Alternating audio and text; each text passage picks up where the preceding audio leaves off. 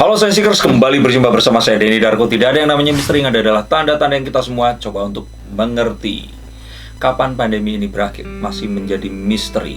Dan kalaupun ternyata ramalan yang kemarin saya bacakan itu ternyata sudah tidak relevan karena munculnya varian D dan varian-varian yang lain yang ternyata dipicu oleh banyak hal yang faktornya ini banyak.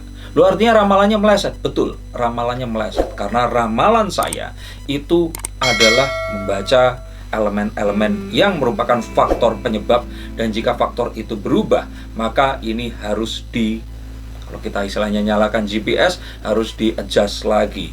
Nah, tapi di luar itu semua tetap menjadi misteri dan pertanyaan. Dan saya berhasil untuk mencoba untuk melihat kira-kira ini kapan. Saya mencoba mengeluarkan kartu, mengeluarkan lagi, dan kali ini saya akan uji apakah keluar kartunya akan sama. Karena kita bersama-sama akan melihat menggunakan kartu-kartu saya kapan tepatnya pandemi ini, atau kita boleh bilang gelombang kedua ini tadi akan segera berakhir. Dan kira-kira secara menyeluruh COVID ini kapan akan selesai, beserta apa elemen yang akan menyebabkan ini berubah dan apa yang menyebabkan ini akan bisa cepat atau lambat. Nah, kita nggak usah lama, kita akan lihat ini adalah kapan pandemi COVID-19 ini benar-benar berakhir semuanya. Oke, kalau kita lihat dari sini, kita akan tahu bahwa kondisi kehidupan kita yang dulu ini akan kembali. Walaupun kembali tidak persis sama, new normal akan terjadi, tapi yang saya lihat di sini, gelombang kedua ini akan hilang pada September dan Oktober dan kembali seperti Mei 2021 nanti setelah bulan itu. Tapi paling cepat kalau semuanya ini selesai, itu tahun depan atau di tahun 2022 dan selama-lamanya tahun 2024 atau 3 tahun lagi. Kenapa? Karena kita semua tetap melihat satu sejarah yang pernah ada, yaitu Spanish flu. Ini yang paling dekat. Dan butuh waktu 3 tahun. Kenapa tidak dari tahun 2020? Karena varian D baru muncul di 2021. Semoga ini semua bisa lebih cepat lagi karena otomatis ketaatan kita menjaga prokes, semua hal yang ditetapkan oleh para pemimpin yang kita taati, dan semua hal positif yang terus kita lakukan, termasuk menjaga orang-orang di sekitar kita, mengawasi isoman mereka, dan menjaga keluarga kita tetap sehat kapanpun juga. Ini adalah faktor-faktor yang akan menyebabkan, tetapi waspadai tanggal-tanggal itu tadi yang terdekat. Yang saya lihat di sini adalah gelombang kedua ini akan hilang sebelum akhir tahun, tepatnya semoga di bulan September dan Oktober. Ini nanti setelahnya akan kembali seperti Mei 2021 kemarin. Nah, kita akan lihat lagi juga kira-kira apa secara menyeluruh yang akan menyebabkan ini terjadi. Kita semua ini sekarang kebingungan karena ini adalah sesuatu yang tidak ada obatnya. Virus tidak bisa dimatikan karena dia tidak pernah hidup. Dan akhirnya hanya imun kita yang akan bisa memberikan perlawanan yang paling efektif melawan virus COVID-19 ini.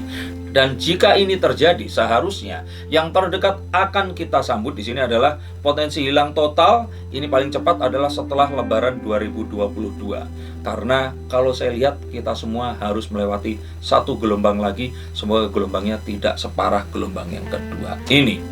Dan kalau saya boleh katakan lagi, mungkin akhirnya orang-orang ini akan terjangkit dan lebih banyak orang akan sakit. Tapi yang paling penting bagaimana menjaga yang sakit ini tidak meninggal dunia. Menekan angka kematian adalah kunci.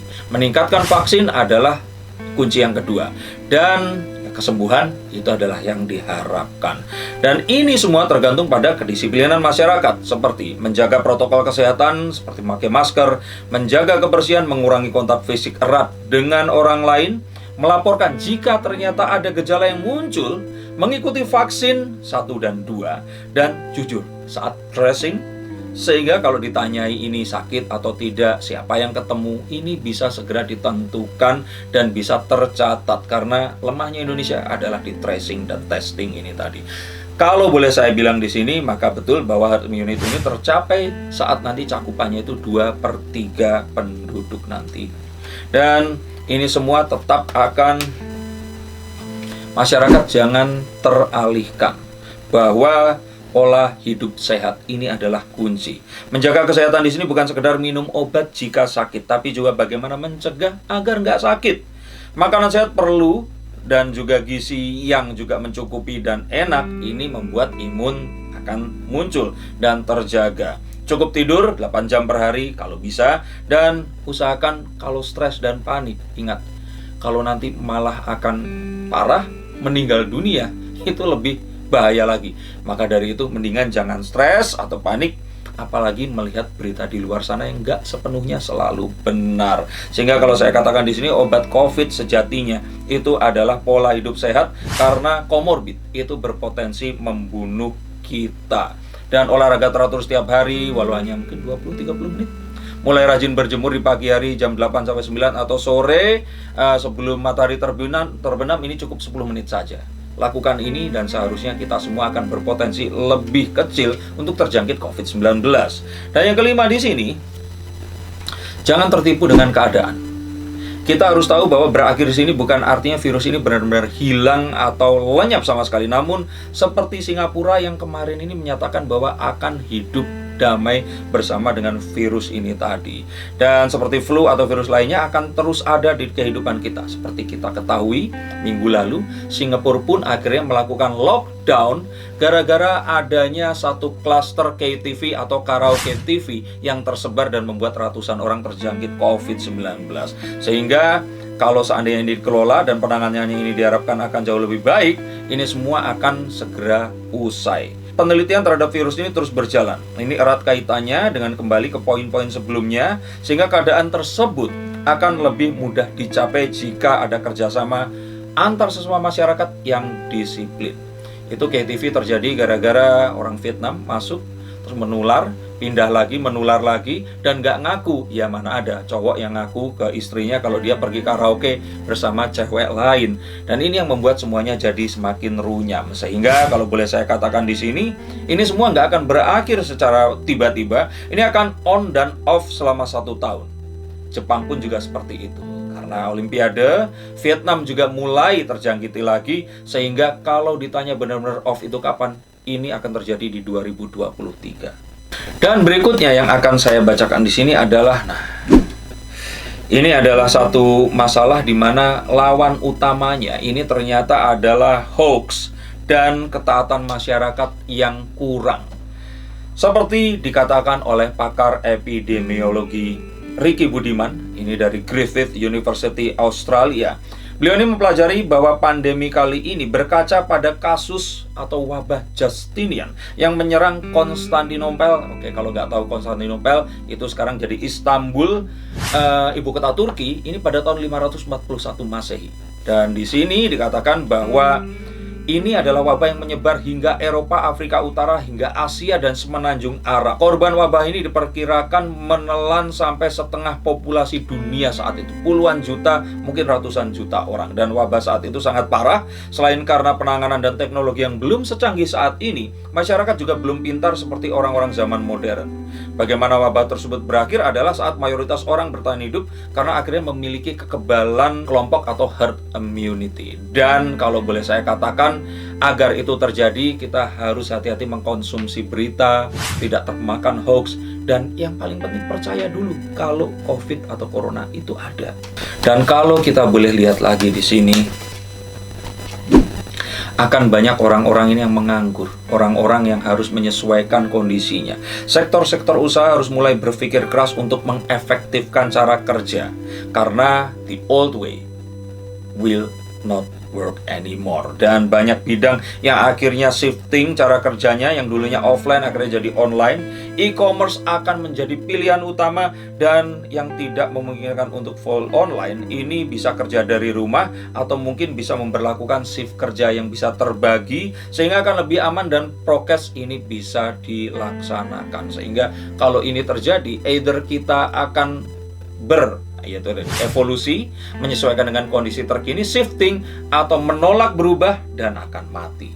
Kita akan lihat bahwa nanti pemerintah, kalau di sini Queen, walaupun ini Queen menunjukkan sebuah otoritas di sini, juga harus mulai ketat dan tegas, walaupun tetap mereka harus memperhatikan kemampuan warganya untuk penanganan vaksinasi, bansos untuk rakyat kecil yang semakin susah karena PPKM, pertimbangan biaya tes swab yang mungkin harus bisa lebih ditekan lagi sehingga bisa diakses oleh lebih banyak orang. Dan jika ada fasilitas kesehatan yang memberikan tes gratis, sosialisasinya ini masih sangat-sangat kurang. Perlu sosialisasi lebih gencar tentang penanganan terhadap orang yang isolasi mandiri di rumah dan menggandeng para ulama, ahli agama untuk bisa memberitahukan pentingnya hal tersebut. Dan kalau seandainya ada yang bisa diharapkan untuk terjadi adalah beberapa daerah ini memutuskan bahwa di RT masing-masing dibentuk semacam tim siaga COVID-19. Jika ada warga yang terkena COVID-19, warga RT setempat akan saling bantu untuk membawakan makanan, membelikan obat-obatan, dan kebutuhan. Bahkan jika butuh ambulans atau tenaga medis, RT akan membantu mencarikan ini. Dan itu adalah hal yang dibutuhkan agar keadaan kembali membaik dan bukan mengucilkan orang yang terkena. Karena berita mengucilkan, berita untuk mengesampingkan orang-orang ini malah membuat semua ini semakin runyam. Harapannya saat ini tadi terjadi karena kondisi nakes, alkes, dan vaskes di Indonesia yang masih kurang, kita bisa saling menjaga. Kita lihat ada program-program di setiap daerah seperti Jogotongo di Jawa Tengah. Ini adalah satu hal yang harus digalakan di semua daerah di Indonesia. Dan kalau boleh menutup ini semua dengan sebuah prediksi positif, kita akan lihat bahwa nantinya ini akan diumumkan selesai. Pariwisata yang merupakan hal yang paling signifikan terkena akan kembali bangkit, dan ini merupakan salah satu aspek yang akan membuat Indonesia berdiri di atas kakinya lagi. Tapi hati-hati dengan ini, karena orang-orang yang bepergian masuk dari luar negeri ke Indonesia tetap harus selalu diwaspadai.